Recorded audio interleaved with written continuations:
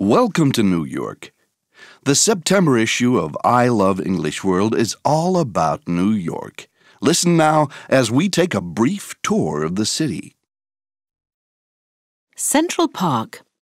Every city has its green spaces, but Central Park is different.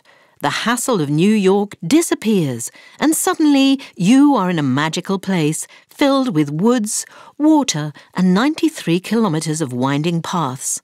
It's easy to get lost, which is why there are markings on all the street lamps to tell you how to find the nearest city street.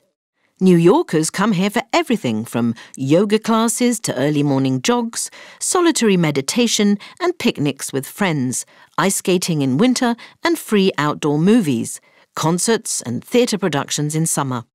There's a lake, a zoo, and even a castle on a hill. Basically, it has everything you could want in a park and more. Grand Central Station.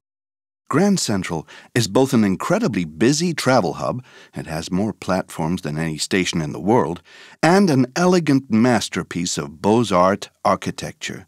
In a way, that mix of industry and stylishness makes it the perfect symbol of New York's character. When you're there, look up to the painted ceiling high above the main concourse. You can see the night sky reproduced through hundreds of tiny lights. Is there a more romantic train station anywhere in the world? Possibly, but no other train station is among the world's top 10 tourist attractions. One World Trade Center. After the iconic twin towers of the original World Trade Center were destroyed in the terrorist attacks of September 11th, 2001, New Yorkers debated what to build in their place for years. Typically, they decided to react to the attack by building something bigger and better, the tallest building in the Western Hemisphere. Originally known as the Freedom Tower, it is precisely 1,776 feet high, a reference to 1776, the year of America's Declaration of Independence. Just nearby is the National September 11th Memorial in memory of the 2,977 people killed in the terrorist attacks that day. Harlem. North of Central Park, the neighborhood of Harlem has a different character to the rest of Manhattan. With a large black population since the early 20th century, its relative poverty and isolation meant that it was never transformed by high-rise buildings like most of Manhattan. Everything here is on a much more human scale, with a greater sense of community than other neighborhoods. The best way to experience that is by going to one of its celebrated Baptist churches on a Sunday morning, where the services mix religion and politics with live gospel music and neighborhood announcements in a uniquely powerful Harlem brew.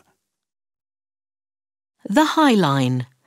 Inspired by the Coulée Verte, promenade plantée in Paris, but more spectacular, the High Line is an elevated park built on a disused train track running along Manhattan's Western Shore.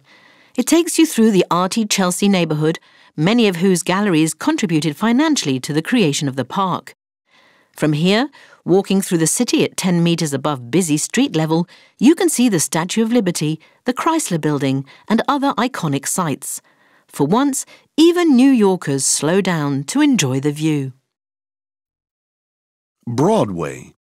Named for the legendary avenue of bright lights and show business pizzazz around which the theaters are clustered, Broadway is still the world's premier theater district. This is where every singer, dancer, and actor dreams of making it one day, starring in a Broadway spectacular. Tickets for the shows generally cost a fortune, but you can get them at up to 50% off on the day if you go to the TKTS booth in Times Square. There's only one problem. People start queuing for them at 6 in the morning. Chinatown. More than just a name for an area with lots of Chinese people, this is literally like a separate town within the city, one with its own culture and rules. Chinese is not just the main language, it is often the only language, a problem when you realize there is no English menu in a restaurant and you don't know the name of any dishes. The area is still full of fashion industry workshops, packed with Asian women making clothes, often for well below the minimum wage. It really is a Chinatown, and not just because you can eat a good dim sum. Empire State Building. To be honest, we think the Chrysler Building is New York's most beautiful skyscraper, but sadly it's not open to visitors. Either way, the Empire State is a must-see, from the 1930s glamour of the Art Deco lobby to the incomparable views of Manhattan from the observation deck on the 86th floor, which, by the way, is not the top of the skyscraper. Pay an extra $20 and you can take the glass elevator to the smaller, better observation gallery on the 102nd floor. On a clear day, you can see for 130 kilometers.